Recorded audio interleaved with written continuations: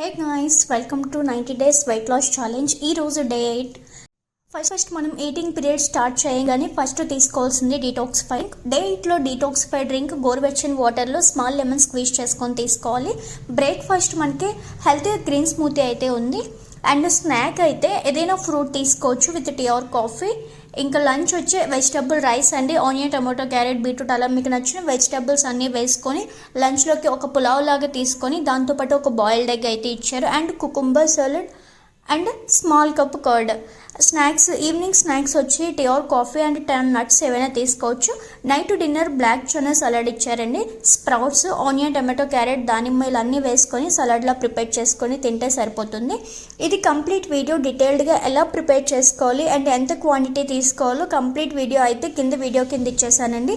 ఇంకా ఎవరైనా చూడకపోతే కనుక వెళ్ళి చూసేయండి. అండ్ అలాగే డే 7 వరకు కూడా ఫుల్ డైట్ ప్లాన్ అయితే ఇచ్చేసాను, అది కూడా ఒకసారి చెక్ చేసేయండి.